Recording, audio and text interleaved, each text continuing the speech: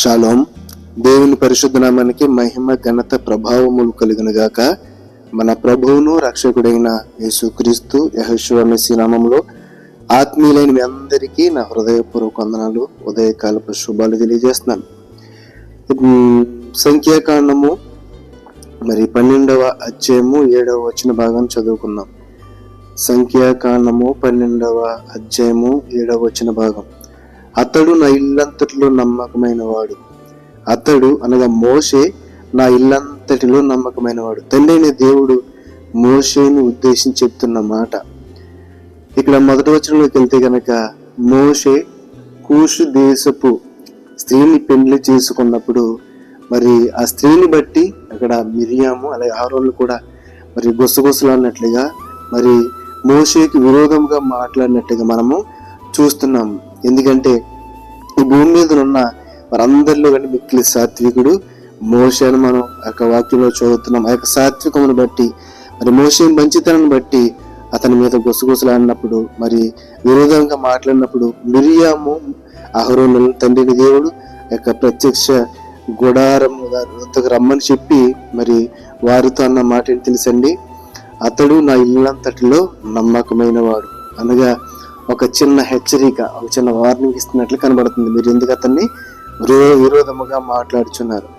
ఇదే మాటను మనం ఏప్రిల్ రాసిన పత్రిక 3వ అధ్యాయం 1-2 వచనాలను కూడా చూడగలుగుతున్నాం. ఇందువలన పరలోక సంబంధమైన పిలుపులో పాలు పొందిన పరిశుద్ధ సహోదరులారా, మనము ఒప్పుకొనిన దానికి అపోస్తలుడు ప్రధాన యాజకునైన యేసు మీద లక్ష్యముంచుడి. మనము ఒప్పుకొనిన దానికి అపోస్తలుడును ప్రధాన యాజకుడైన యేసు మీద లక్ష్యముంచుడి.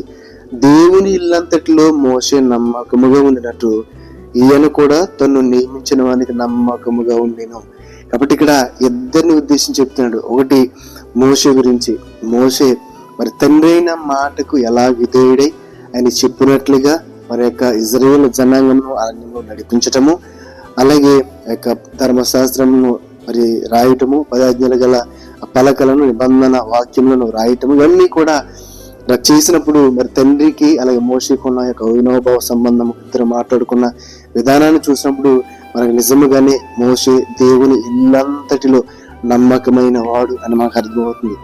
అలాగే ఇక్కడ కూడా మరి ప్రభువైన యేసుక్రీస్తు యెహోషువ మెస్సీ కూడా మరి తండ్రి అయిన దేవుడు చెప్పినట్లుగా ఆయన మాటకు లోబడి మరి మరణమును పొందాడు మనందరి కొరకు.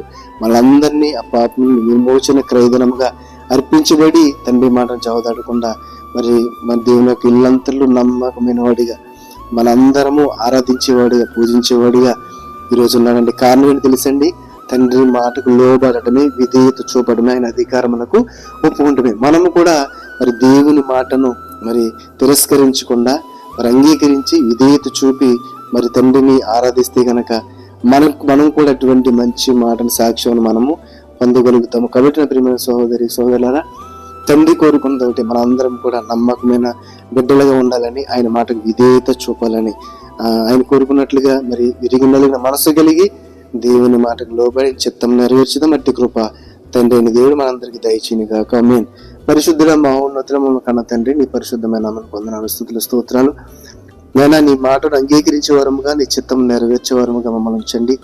మోషే అలాగే ప్రభువైన యేసుక్రీస్తు యెహోషువ మెస్సీ ఇద్దరు కూడా నీ మాటకు లోబడి నీ ఇల్లంతట్లో నమ్మకమైన వారికి నమ్మకమైన బిడ్డలుగా ఎలాగైతే జీవించి మంచి సాక్ష్యమును పొందారు, అటువంటి సాక్ష్యం మేము కూడా పొందగలిగేవారుగా మమ్మల్ని ఉంచి శక్తి చేత బలము చేత నడిపించమని నజరేయుడైన యెహోషువ మెస్సీ నామములో ప్రార్థన అడిగి వేడుకొనుచున్నాము తండ్రి.